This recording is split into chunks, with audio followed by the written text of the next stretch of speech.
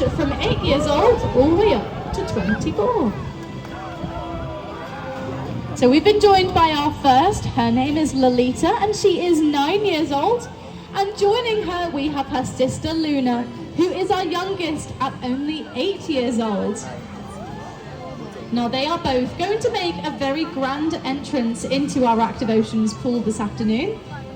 They're going to make their way up to the top of that waterfall. Now once they do get to the edge, can everyone in the audience join me in giving Lolita and Luna a very big wave hello? You can see they're going to wave back to us before diving an incredible 3 meters into the Active Oceans pool. Now the Active Oceans pool is a saltwater pool to replicate the natural environment that they live in the wild along the western coasts of North America, from as high up as Canada all the way to Mexico. And since it is a saltwater pool, this does actually make the pool in the Active Oceans one of the largest of its kind. So we're very proud of our facilities here at Blackpool Zoo. So now they're a bit closer to us, let's do some proper introductions. On that right hand side we have Luna, and on the left is Lolita. And then of course we have both Charlie and Emma as well. Let's give all of them a big wave hello. Now just a reminder, if you are at the front by those glass windows, please make sure you're sitting down just so everyone behind you can get the best view possible and so that we're not distracting our sea lions today.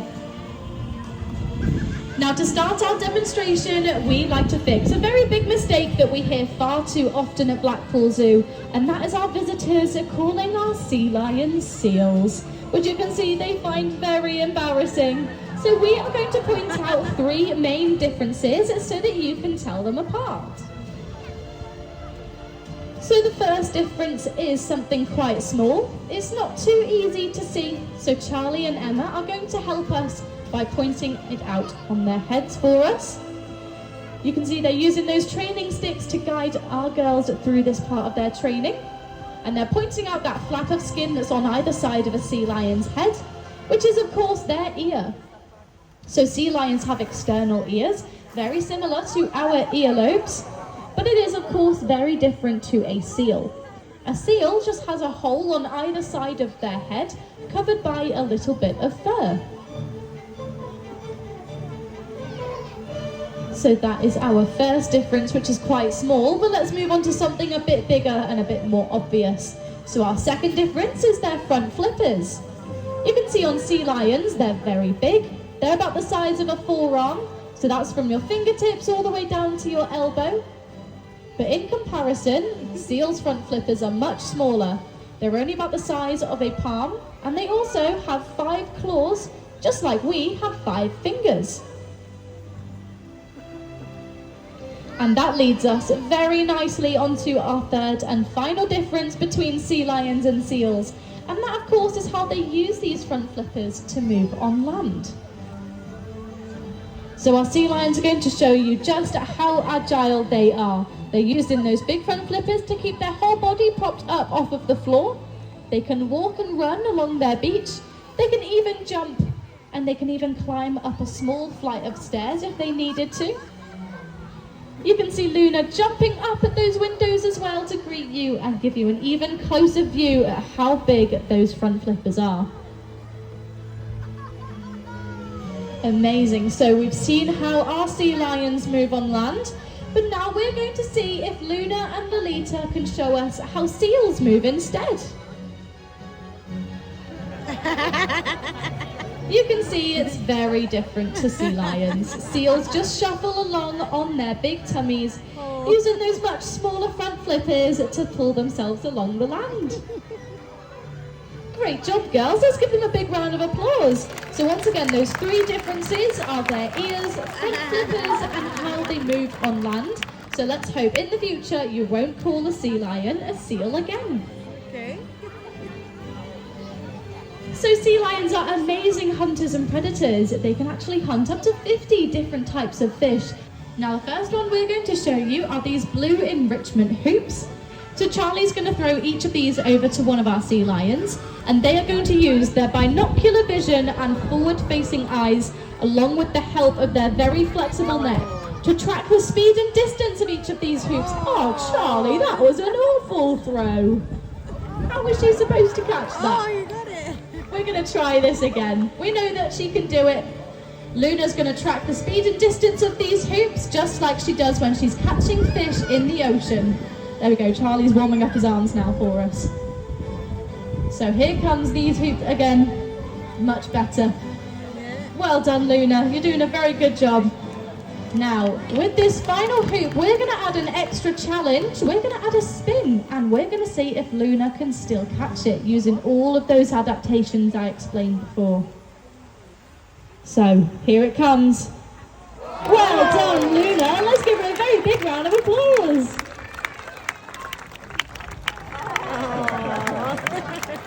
But of course, sea lions hunt for their fish in the ocean, not on land. So we're going to try this exercise in the pool just to make sure they're using these adaptations just like they would naturally in the wild. So for every hoop Lolita catches, let's give her a big round of applause, everyone. There we go, there's one. There's two. Here comes the third one. Well done. Now let's give her lots of encouragement. Here comes that for the final hoop. Can she get it? Oh, of course she can. Well done, Lolita. She was using those big front flippers to help propel herself out of the water to catch each of those hoops.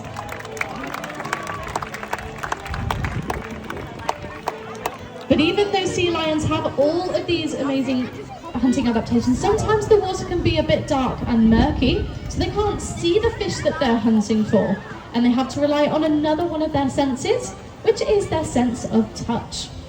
Now, sea lions have incredibly sensitive whiskers that can detect the vibrations of fish swimming in the ocean, and we're going to show you just how sensitive these whiskers are and make sure we're exercising them on our sea lions.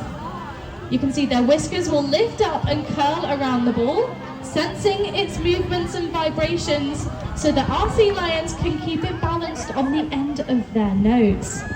You can see Lolita can even hold her entire body weight up on her front flippers while keeping that ball balanced.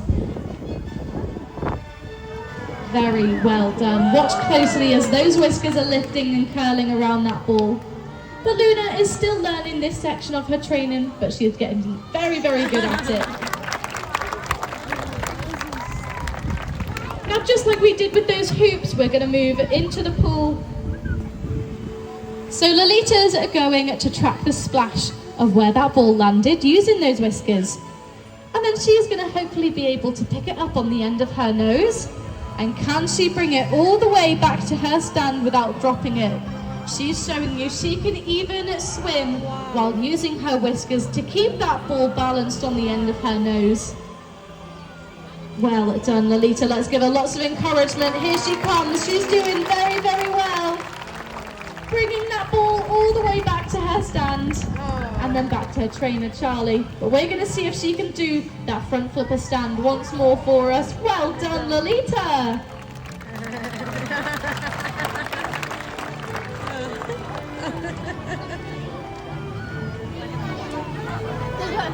Now, even though sea lions are these amazing predators with all of these amazing adaptations, they aren't actually at the top of the food chain. They are prey to a few different animals.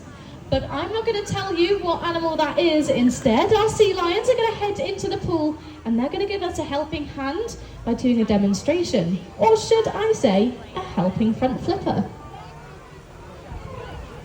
So watch closely as Luna and Lolita hold up their front flipper for you.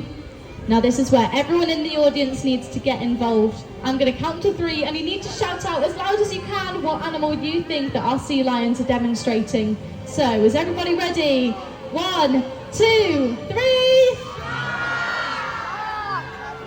That was okay. Charlie, Emma, what do you think? Oh, they said they couldn't hear you, everyone. I think we're going to have to try that again. Make sure that everyone's getting involved, even the adults. So here we go, after the count of 3. 1, 2, 3. Was that any better? Do we think our sea lions heard? No. Oh dear, Emma says that their heads are underwater, so they couldn't hear us that time either. So we're going to have to try this one final time as loud as we can. Ready, everyone? 1, 2, 3. Of course you are right, so our sea lions would quickly find some land to escape to and find somewhere to hide. I think I'd do the same. Let's give them a round of applause, and of course give yourselves a round of applause too. So cute. So bull sharks, tiger sharks, and even killer whales can hunt sea lions in the wild. But the ocean is the world's largest habitat, so there isn't always land available for sea lions to escape to if they are being chased by one of these predators. So there are a few different behaviours that our sea lions can do to try and escape, confuse, or outrun them. Now, this first behaviour that we are going to show you is a swimming technique known as porpoising. You can see Lolita's going to jump in and out of the water. Each time she takes a big breath and she creates a bit of a splash so that can confuse those predators, and she can reach speeds up to 25 miles per hour, which is the fastest of any sea lion or seal species, and helps her outrun any of those sharks and predators that could be chasing her out in the wild. Let's give her a very big round of applause.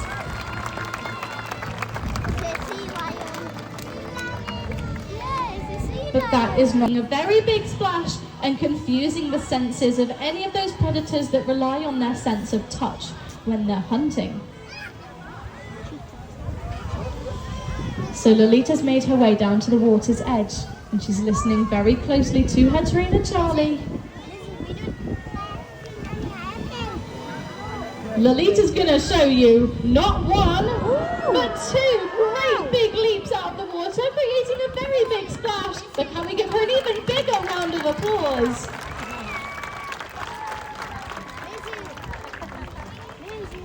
So sea lions use both of these behaviours to escape from predators, but there is another threat to sea lions in the wild that they can't escape from, and this is unfortunately something called plastic pollution.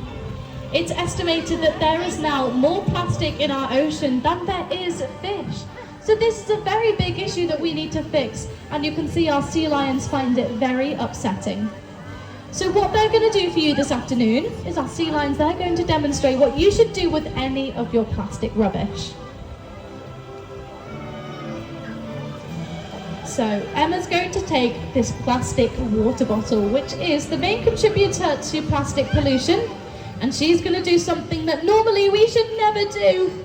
She's thrown it in the pool, but don't worry, because Lolita knows exactly where that plastic belongs. She's going to show you it goes in a recycling bin. Let's give her a very big round of applause, and hopefully you can follow her example and recycle any rubbish while you're with us at the zoo today, because it does go a very long way in keeping our oceans clean and of course keeping all our marine wildlife safe. Now we're nearing to the end of the training demonstration now, but our sea lions, they're going to leave you with one final reminder of just how strong those front flippers are, with a front flipper stand. Holding their entire body weight up on their two front flippers. Let's give Lolita and Luna one big final round of applause. And let's give all our sea lions and of course their trainers, Charlie and Emma, a big wave goodbye. Thank you very much for joining.